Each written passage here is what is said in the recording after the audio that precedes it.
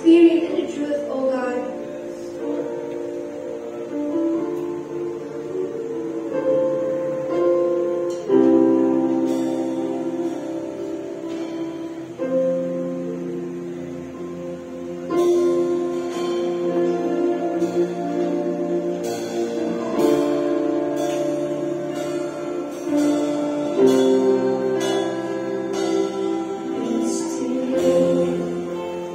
There is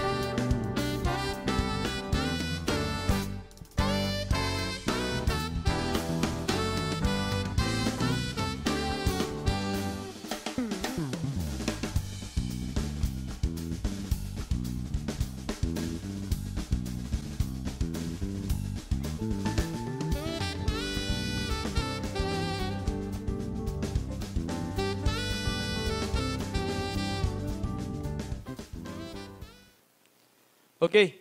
So sa pagpapatuloy ng ating series about faithfulness, okay? Ang iba sa atin, meron na bang na-apply? Amen?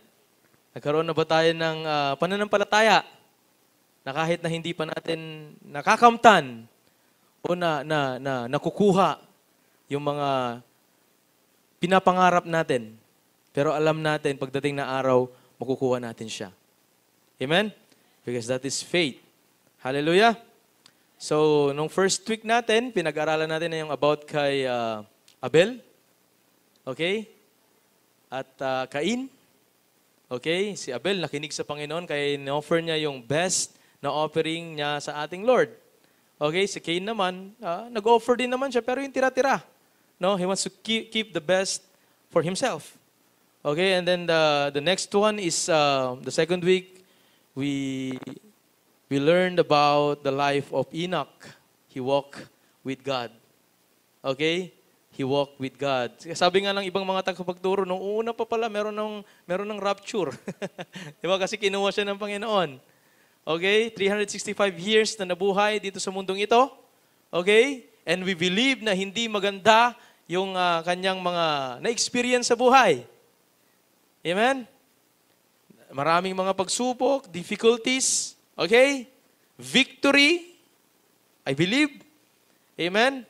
So, pero naglakad siya ng kasama ng ating Panginoon. No? At kahit na yung mga nakapalibot sa kanya ay masasama, okay? Alam naman natin, kaya nilunod ng Lord yung mundo, doon sa kwento ni Noah naman. Okay? At si Noah, dahil nagkaroon siya ng takot sa Diyos, gumawa siya ng ark. Okay?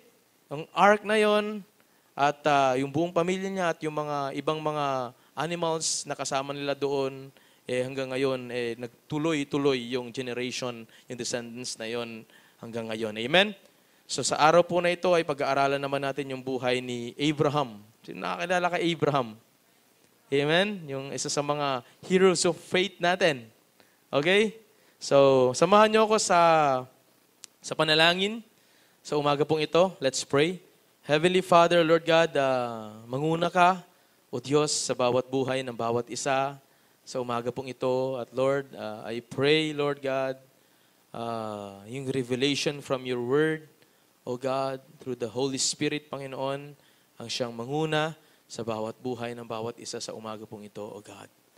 Na itong mga salitang ito, itong mga examples, Lord God, yung mga heroes of faith namin, Panginoon, na inilagay niyo po sa Biblia, sa Hebrews chapter 11, Panginoon, ay maging halimbawa po, Panginoon, tuwing kami ay nagkakaroon ng pagsubok sa buhay, Panginoon. Nabalikan po namin yung mga buhay po nila kung paano sila naglakad na kasama mo, Panginoon. Maraming salamat po sa umaga pong ito at ikaw po yung mapapurian in Jesus' name. Amen? So, ang inaaral natin, ang mga passages natin na pinag-uusapan is nasa Hebrews chapter 11. Amen? So, today, ang ating pag-uusapan is Hebrews chapter 11, verse 8 to 12, or and 13 to 16. Okay? In this passage, we're talking about faithfulness, okay, as acting on the promises of God. Okay? So the background, yung background ng passage na ito ay makikita natin sa Hebrew chapter 10, verse 36 to 39. Sinasabi ng writer ng book na ito na kinakailangan natin magkaroon ng endurance, okay, para magawa natin yung kalooban ng ating Panginoon. Amen? So let's read Hebrews chapter 10, verse 36. Patient endurance is what you need now. Okay?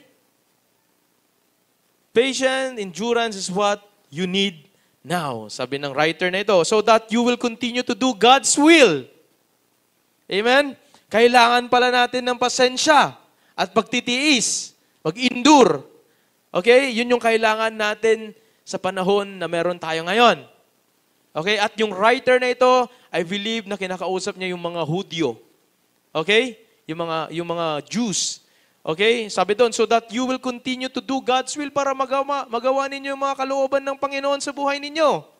then you will receive all that He has promised. Verse 37, for in just a little while, the coming one will come and not delay. Okay, faith yan. Ito mga kapatid, faith yan. No? Na kahit hindi pa natin alam yung exact na araw at yung oras, no? Pero naniniwala tayo na darating si Jesus. We believe that Jesus is coming. Okay? We don't know the time yet, we don't know the day, but we believe that Jesus is coming soon. Jesus is coming soon. Okay? So, verse 38, and my righteous ones will live by faith. Okay? Yung mga matuwid na mga tao ay namumuhay na may pananampalataya. Amen? But I will take no pleasure, no, in anyone who turns away. No pleasure, hindi kalulugdan ng Panginoon. Okay? Hindi ka nalulugdan ng Panginoon. So, yung mga taong tumatalikod sa Kanya. Amen? Verse 39, but we are not like those who turn away from God of their own destruction. We are the faithful ones whose souls will be saved. Hallelujah? Saved. Okay, before we read the passage in Hebrew chapter 11 verse 8, no, I just want to say that everyone knows, no? Everyone knows Abraham, right? Kilala ba natin si Abraham? Sinong mga hindi nakakilala kay Abraham? Taas ang kamay. Church, famous yan. si Abraham ay famous, no? Ang mga Hudyo, the Jews, no, tinatawag nila yan the father of faith. Okay? And obviously, us, tinatawag rin natin siya na ama ng ating mga pananampalataya. Amen? Kasi tayo na yung mga salinlahi. Amen? So, naintindihan natin? So sabi sa Nehemiah chapter 9 verse 7, kasi nga very famous, maraming mga chapters and books sa Bible na talagang kinote yung pangalan ni Abraham. Amen? Talagang sikat na sikat. Sabi sa Nehemiah chapter 9 verse 7, you are the Lord God. You are the Lord God who's choose Abram. Abram pa lang yan noon. And I believe in Genesis chapter 17, I believe tinawag na siya doong Abraham. Okay? So sabi dito, you are the Lord God who chose Abraham, and brought him from Ur of the Chaldeans and renamed him Abraham. Okay? So at sabi sa verse 8, when he had proved himself faithful. Okay? So, God chose Abraham because he was righteous man and God in this godless world. Okay? So, sabi rin sa Galatians chapter 3 verse 6, in the same way, Abraham believed God, and God counted him as righteous because of his faith. Okay? The real children of Abraham then are those who put their faith in God. Okay? The real children of Abraham, kasi nga siya yung ama ng ating mga pananampalataya, kung sino yung mga tunay na mga anak rin ni Abraham. Okay? Then are those who put their faith in God. Amen? James 2:23. And so it happened just as the scriptures say, Abraham believed, kanino? God, and God counted him as righteous because of his faith. He was even called the friend of God. No? At marami pang ibang mga chapters and verses mula sa Old Testament at New Testament na na-quote si Abraham. Sikat na sikat yan, mga kapatid. Amen? So, naniniwala tayo doon. So, faithfulness, yung series natin for the whole month. No? So, the title of today's message is Abraham obeyed God by faith. Abraham obeyed God by faith. Kaya sinare ko yung mga scriptures kanina, no? Siguro iba sa inyo, baka nalipatan naman siguro the title nan. Hindi, yun talaga. Sinare ko muna yung mga scripture para makilala natin kung sino si Abraham at kung gaano siya kakatuwid at kung gaano yung pananampalataya niya sa Diyos. Amen? So in Hebrew chapter 11 verse 8, pumunta na tayo doon sa ating scripture, no, sa umaga po ito. And also sa verse 1, faith is the substance. Huwag natin kakalimutan. In-establish natin yung foundation. Okay? Yung assurance, yung confidence natin, no, sa mga bagay na ating mga inaantay. Yung kasiguraduhan natin. Amen? Naniniwala tayo doon? Yung foundation natin, yung faith na meron tayo. Okay? Hallelujah? So sabi dito sa verse 8, by faith, Abraham obeyed when he was called to go out to the place which he would receive as an inheritance. And he went out not knowing where he was going. Hindi niya alam kung saan siya pupunta. Amen? Verse 9, by faith he dwelt in the land of promise as in a foreign country, dwelling in tents with Isaac and Jacob, and the heirs with him of the same promise. Verse 10, for he waited for the city which has foundation, whose builder and maker is God. Okay, makikita natin dito sa portion of scripture na ito, no, ay pupunta si Abraham kahit saan man siya gustong papuntahin ng Diyos. Okay? Kasi ang hinahanap niya ay yung lugar, no? Yung lugar kung ano yung ipinagkatiwala, ibinigay sa kanya ng Diyos. Amen? Naniniwala tayo? So, verse 11, sabi dito, by faith, Sarah herself also received strength to conceive seed, and she bore a child when she was past the age, because she judged him faithful who had promised. Okay, sa Tagalog, at sa pamamagitan ng pananampalataya ni Sarah ay tumanggap ng kakayahang magdalang tao kahit na siya ay lampas na sa gulang upang magkaanak. Nanganak pa rin siya sapagkat kinilala niya ang nangako sa kanya ay matapat. Okay? Dahil kinilala niya, no? Yung Diyos na tapat sa kanya, ibinigay ng Diyos yung nais niya, yung desire niya. Na kahit na matanda na siya, nagkaroon pa rin siya ng anak. Nabuntis pa rin. Amen? Naintindihan natin mga kapatid. No, so what is faithfulness? Faithfulness is looking beyond what you can see and trusting so much in the promises of God. Amen? So walang imposible sa Diyos. The only requirements is to be faithful.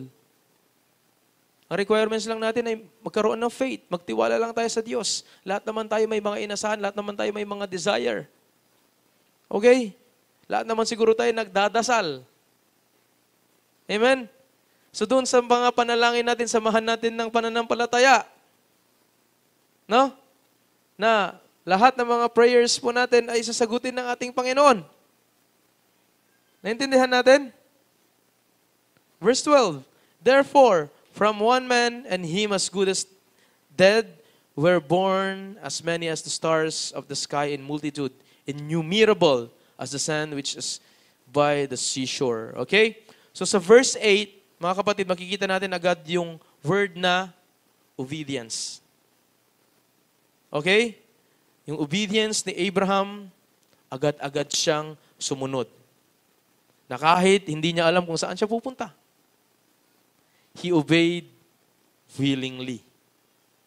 He obeyed willingly. He recognized the call of God. Na-recognize niya yung pagkatawag sa kanya ng Diyos. Okay. So, right now, if we can assess yung mga buhay natin, our lives, no? Di ba lahat tayo tinawag ng Panginoon? But the question is, na-recognize ba natin agad-agad yung pagkatawag ng Diyos sa mga buhay natin? Amen? Nakinig siya sa salita ng Diyos at naniwala sa pangako ng Diyos. That is faith. He believed, no, sa lahat ng promises ng Panginoon. Okay? Faith is obeying the Word of God. Ulitin ko, faith is obeying the Word of God. Kagaya ni Abraham, just as Abraham obeyed when he was called to leave his homeland or his country to gain an inheritance, even though he had no clue where he was going. Where he was going. Okay? Minsan, ang laki ng pagkakaiba natin kay Abraham at sa mga ibang mga heroes of faith. Tayo mga kapatid, sa totoo lang in reality, to see is to believe tayo. Tama mali? Tayo, to see is to believe. No? So, takot tayo na mag-take ng risk. Naintindihan natin? Sino yung mga takot na mag-take ng risk? Sa reality talaga marami sa atin takot na mag-take ng risk kasi hindi natin alam kung anong pwedeng mangyari sa atin. Pero I believe ang lahat ay may pagkatawag mula sa Panginoon. The only thing that we need to do is to recognize and acknowledge His voice sa ating mga buhay in our lives. Amen? Sabi ni Lord, come follow me. No? Pero ang sagot natin sa Kanya, most of the time, wait lang, Lord. Di ba? Na-experience ba natin yan? No? Sabi ng Lord, come follow me. Lord, wait lang. Magpapaalam muna ako. Okay? Kanino? Sa asawa, paalam muna ako sa asawa ko. Paalam muna ako sa pamilya ko. Di ba? Naintindihan natin? In Genesis chapter 12, verse 1 to 4, the call of Abram, sabi dito, verse 1, the Lord had said to Abram, leave your native country, your relatives and your father's family, and go to the land that I will show you. Sabi ng Lord, sabi ng God kay Abram, I will make you into a great nation. I will bless you and make you, yung pinag-usapan natin kanina, famous. Sikat. Yan ang tunay na sikat. Okay? I will make you famous. And you will be a blessing to others. Maging pagpapala ka sa iba. Okay? I will bless those who bless you and curse those who threat you with contempt. All the families on earth will be blessed through you. Sa pamamagitan ni Abraham ay mapagpapala sa pamamagitan niya. Okay? Verse 4. Nakinig si Abraham kay Lord. So Abraham departed as the Lord had instructed. And Lot, yung pamangkin niya, his nephew, went with him. Abraham was 75 years old when he left Haran. Okay? When he left Haran. Okay, so nabasa namin natin kanina sa Nehemiah chapter 9, si Abraham ay galing doon sa Ur, okay? Of Chaldeans. Doon talaga siya pinanganak. And then nung medyo nagkaroon ng edad, lumipat doon sa Haran. And doon tinawag na siya ng Panginoon. Amen? So, alam mo mga kapatid, magandang concept ito sa pagkakaroon ng sariling pamilya. Okay?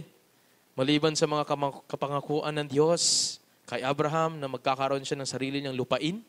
Yan yung mga promises sa kanya eh. At magiging dakilang nasyon, great nation, at pangakong pagpapalain. No, maliban sa lahat ng mga yon, ang isang nakita ko dito ay iniwan niya ang kanyang comfort. Okay? He leaves his comfort zone. Amen? Ulitin ko lang. He leaves his comfort zone and follows the instructions of the Lord. Amen? Ulitin ko lang. He leaves his comfort zone. Iniwan niya. Iniwan niya ang kanyang comfort. No?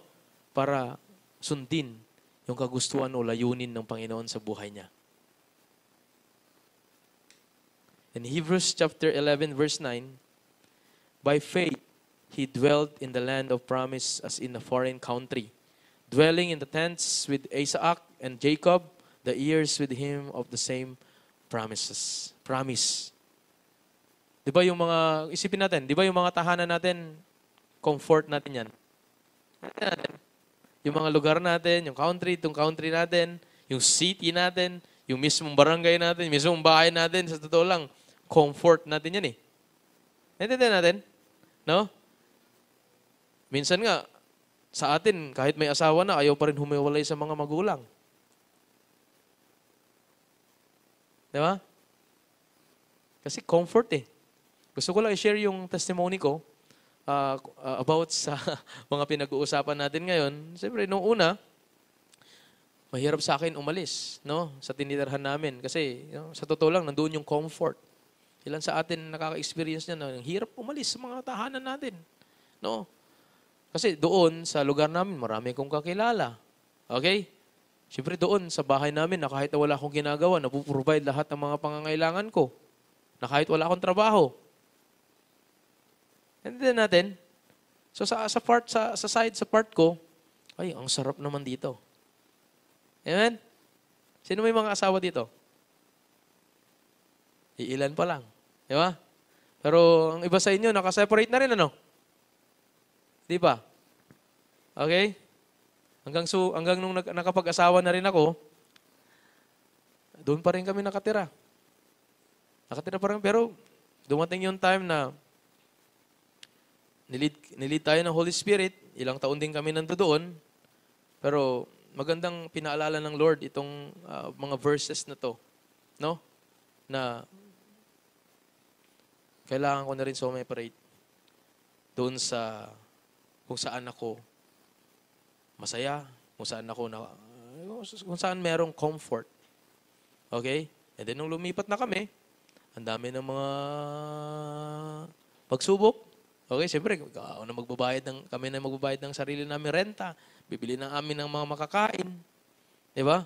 So, ang daming mga pagsubok sa buhay, pero yun yung will eh. Yun yung kagustuhan ng Panginoon kung talagang gusto nating ma-recognize yung pagtawag ng Panginoon sa ating mga buhay.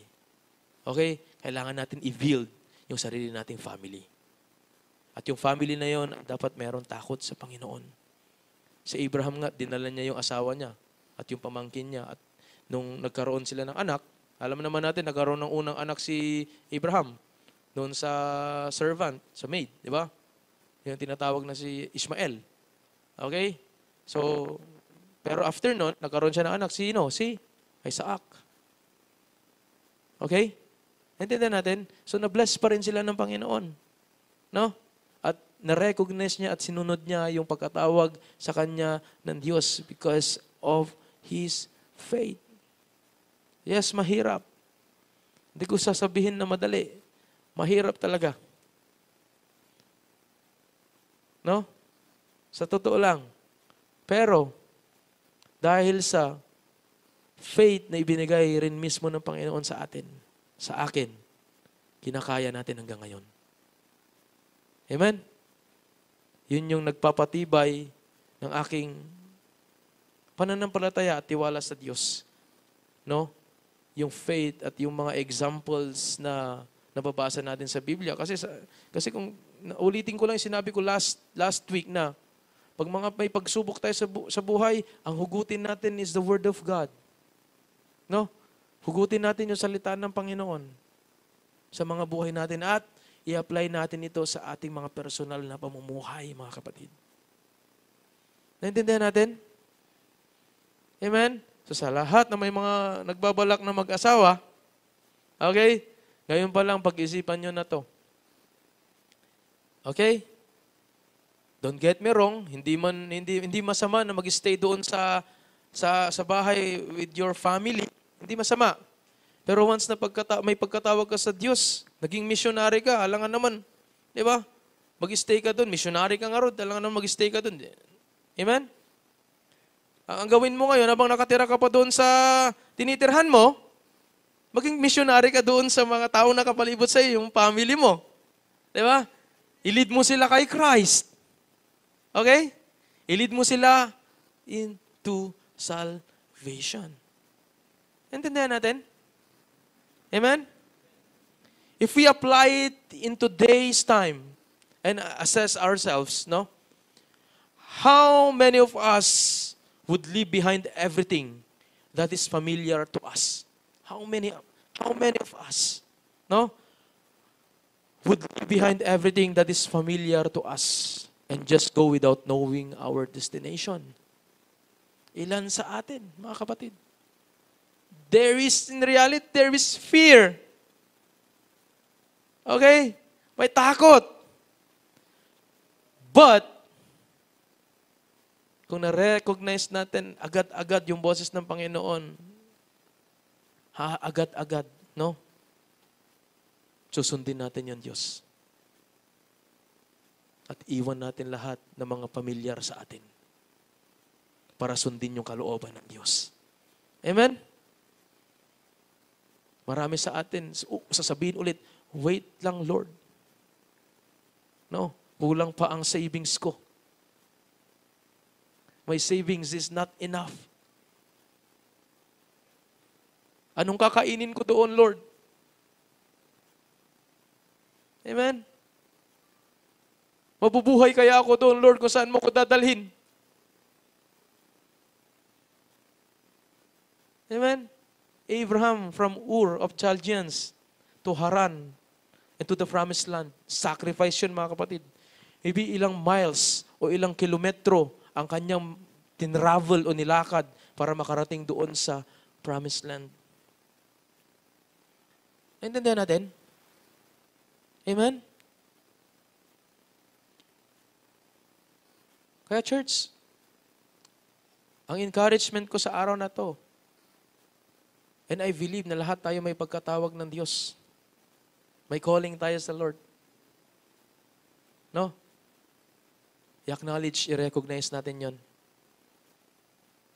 Amen? At kung nasaan ka man ngayon, nag-aaral ka man, nagtatrabaho ka man, kung may negosyo ka man, yung pagkatawag ng Diyos sa'yo, no? Pwede mo naman i-apply yan kung nasaan ka ngayon. Amen? Amen? And there's a story na inilagay ang Diyos sa isip ko ngayon. I also know a woman who left her country to become a missionary in a communist country. Kung kakilala, I know a woman. Umalis siya sa kanyang country and to become a missionary in a communist country. This is China. Very brave woman. She listens to God call. dahil pinakinggan niya yung pagkatawag sa kanya ng Panginoon, sumunod sa Holy Spirit. This woman stayed in China for 13 years, I believe. After there, he went to the Philippines. And right now, kasama natin ngayon si Sister Ann.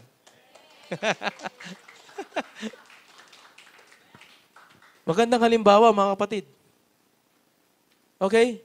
Kung ang ilan man sa atin na narito ngayon ay pagkatawag sa Panginoon at nilid ng Holy Spirit, kung saan man tayo dalhin ng Diyos. Ako, sa totoo lang, tanungin mo ako, kapatid, kung padadala ako ng Lord, kung saan niya gusto, pupunta ako, pero hindi lang ako mag-isa, sasama ko, pamilya ko. Amen? Naintindihan natin? Pero ang iba sa atin, in reality, may takot. Yan nga, anong kakainin ko doon, Lord? Church, may faith ka ba?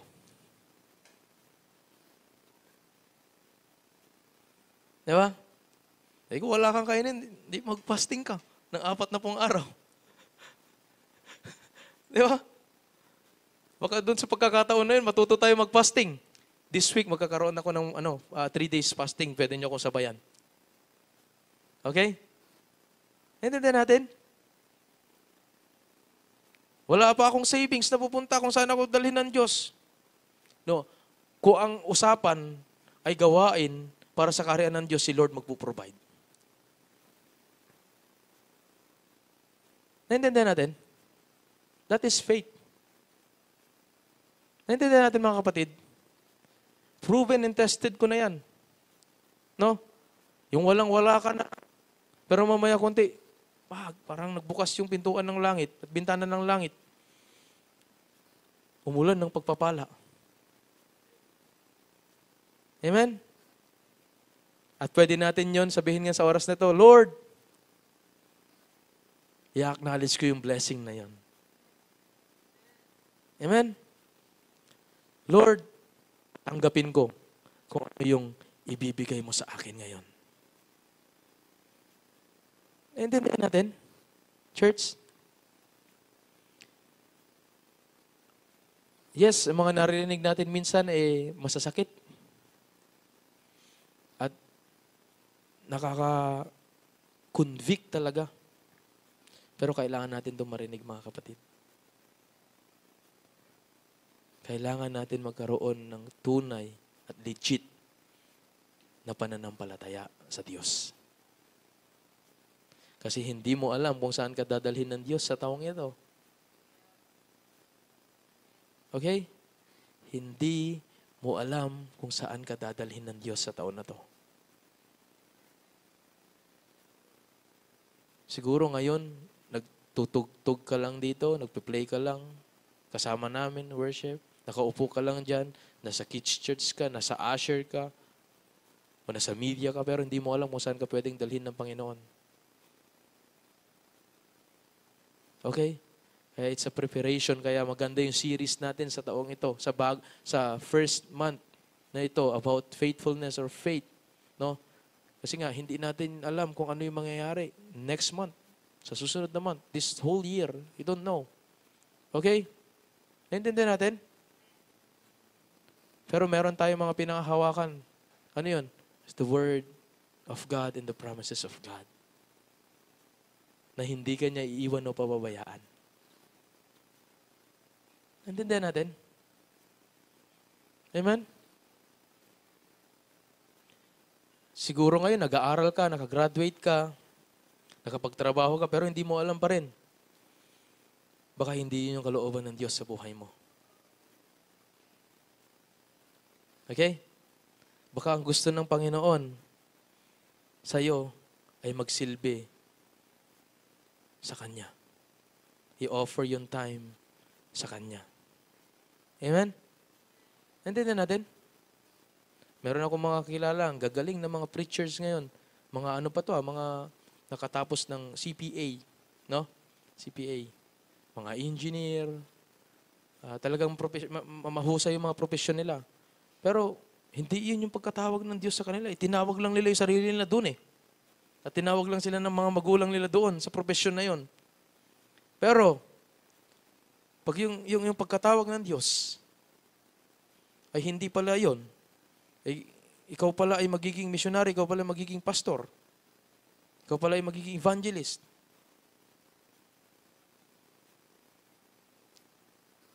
Baka yun yung will ng Panginoon sa buhay mo. Naintindihan natin? Naniniwala ba tayo doon, mga kapatid? Okay lang mag-aral. Hindi masamang mag-aral. Hindi masamang magnegosyo. Hindi masamang magtrabaho. Amen? Pero lagi natin tatandaan, pag may pagkatawag yung Diyos sa atin, huwag natin yun i-resist, huwag natin yun tatakbuhan.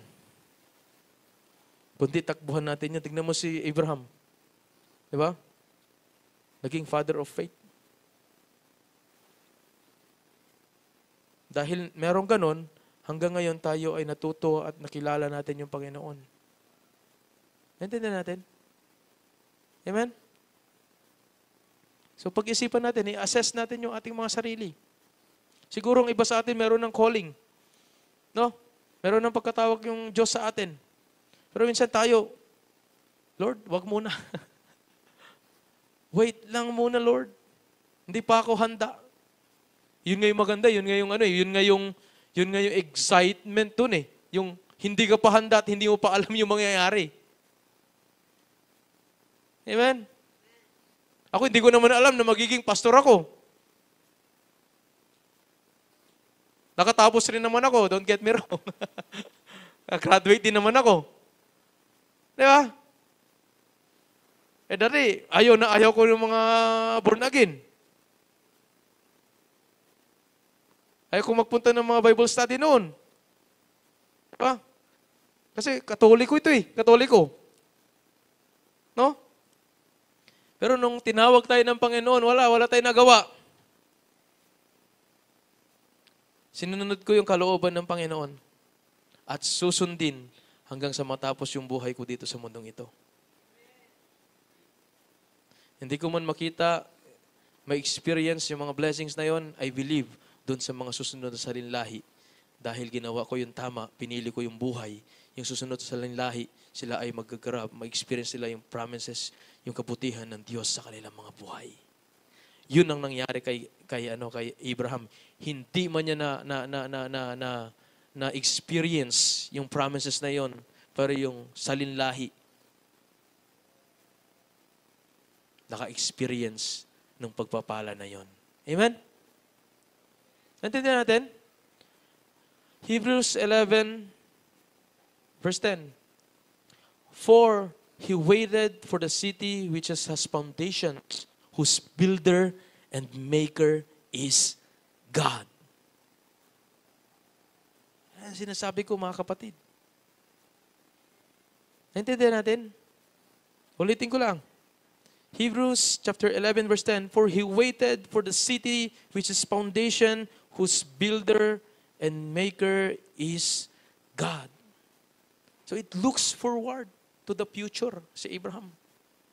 Tinitignan niya yung future, mga kapatid. Tayo, mga kapatid, tignan din natin yung kinabukasan.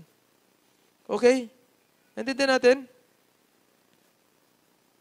So by faith, Sarah herself also received strength to conceive, and she bore a child when she was past the age. Binasa na natin kanina, because she judged him faithful who had promised.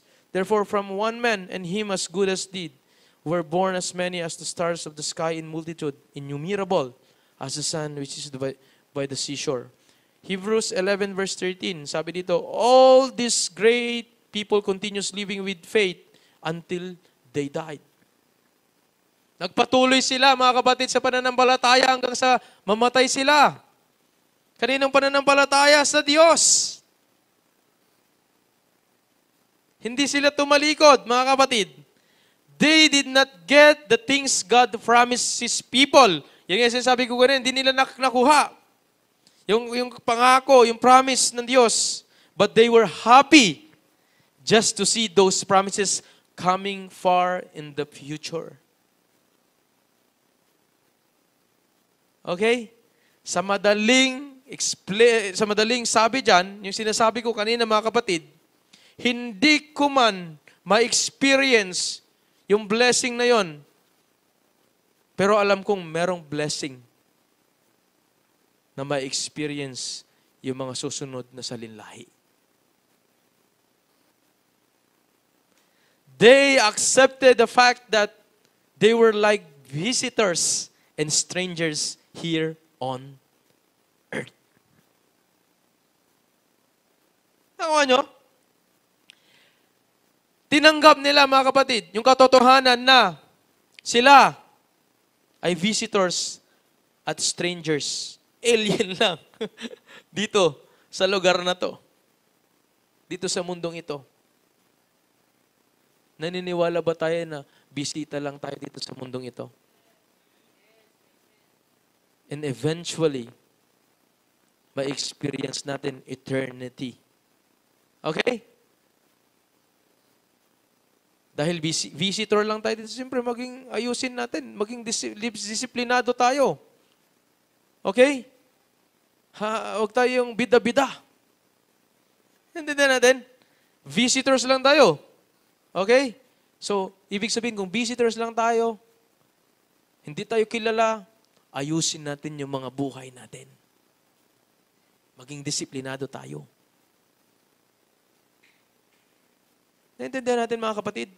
Naniniwala ka ba na visitor ka lang ng mundong ito? At yung tunay na address mo ay sa langit? O baka sa impyerno? Okay? Naintindihan natin? Pero kung gusto ko, address ko sa langit. Gusto mo rin ba address mo sa langit? When people accept something like that, they show they are waiting for a country that will be their own 15. If they were thinking about the country they had left, they could have gone back. Okay? But they were waiting for a better country, a heavenly country. So God is not ashamed to be called their God. And hindi naiya ang Diyos na tinawag sila, itong mga pinili ng Diyos na Diyos nila. Okay? And He has prepared a city for them. Ano yun? Signify yan na yung word na langit, mga kapatid. Naintindihan natin? Gusto niyo ba yun na tawagin kayo na mga anak ng Diyos? Gusto ba natin yun, mga kapatid?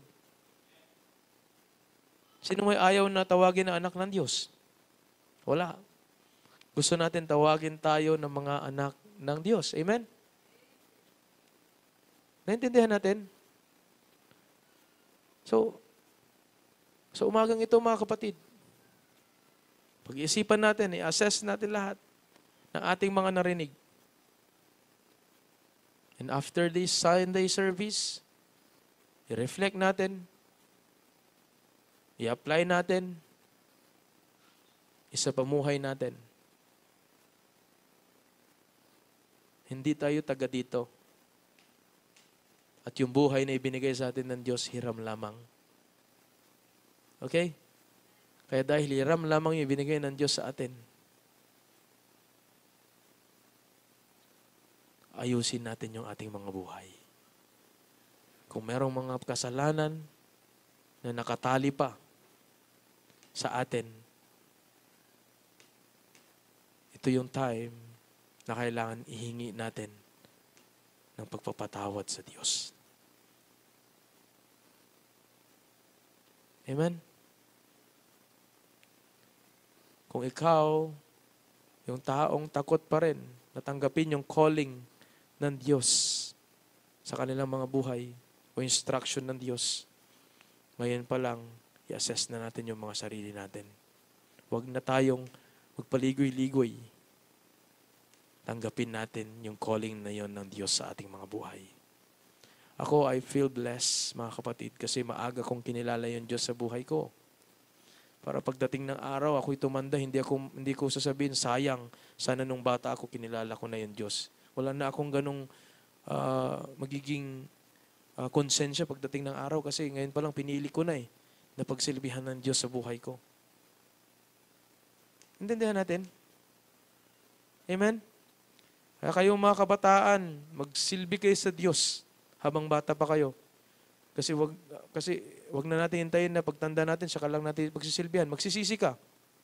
Sa totoo lang. No? Magsisisi ka, sa totoo lang.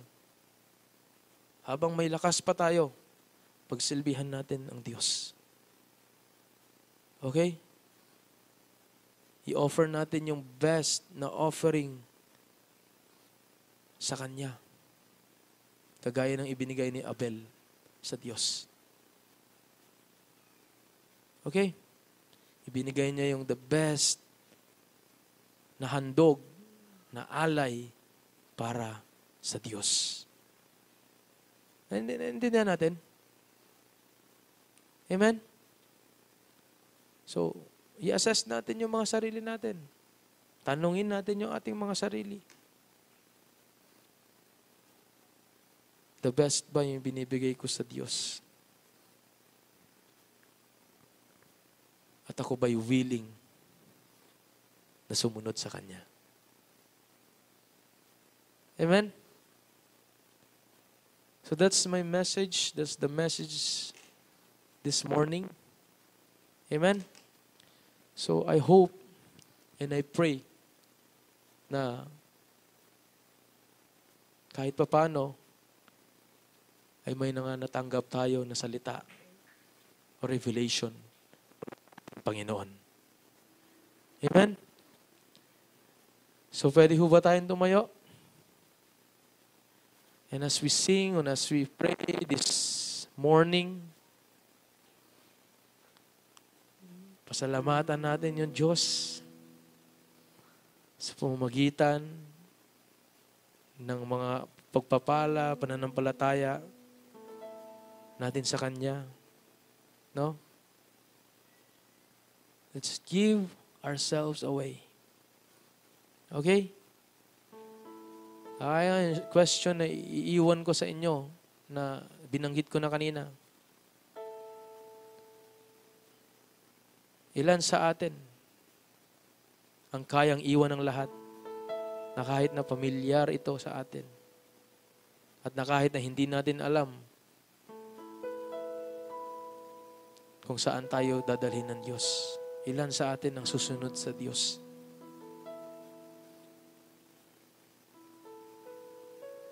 Amen?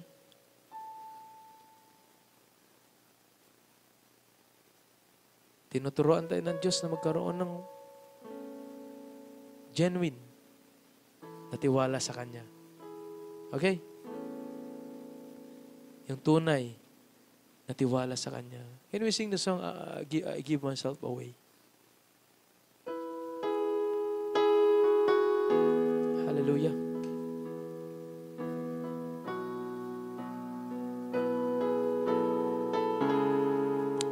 Praise God.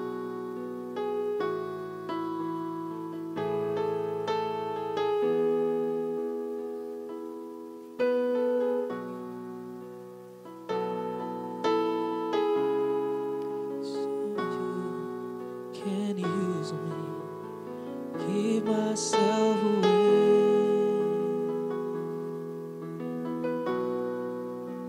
give myself away, so you can use me, give myself away,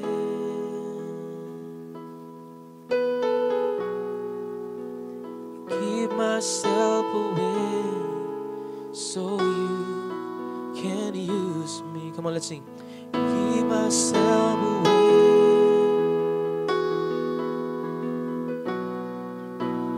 Give myself away so you can use me. Give myself away.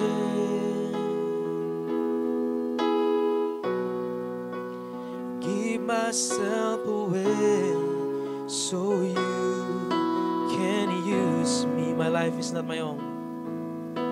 My life is not my own. To you I belong. I give myself to you. See, my life is not my own. My life is not my own. To you I belong. I give myself to you. Keep singing, my life is not my own. My life is not my own. To you I belong. I give myself to you. Keep singing.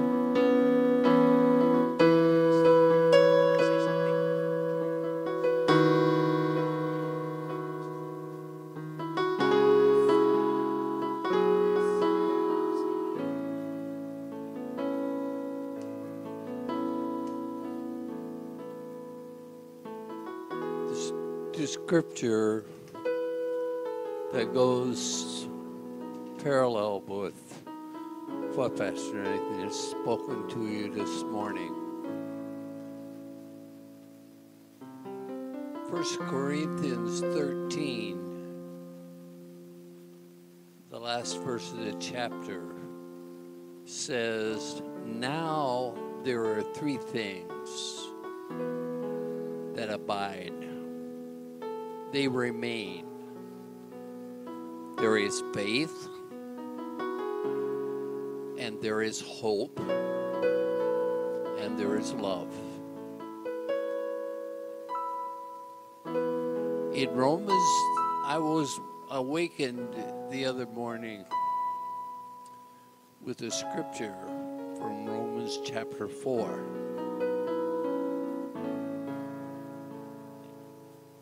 And I just couldn't get away from it. And I went and looked it up. And it talked about the hope. Particularly the hope that Abraham had Sarah had, the hope, even though everything was going backwards, nothing was as they would have expected. Yet their faith was in the hope of He who promised. The 19th verse of that chapter. Abraham's faith did not waver. It did not falter. Even though nothing looked like it was happening. His faith, he didn't let anything shake his faith. Church, we cannot let circumstance, we cannot let the things that are going on in our lives, in our world, we cannot let that shake our faith that is established in the hope that we have, that He is faithful that promised. Our faith is not in us. Our faith is in Him. He is the faithful one. And He is faithful that promised. Now abides faith, but it abides by hope. And all of these abide by love. Amen? Hallelujah. Father, let us have our hope renewed in You. We placed our faith in You,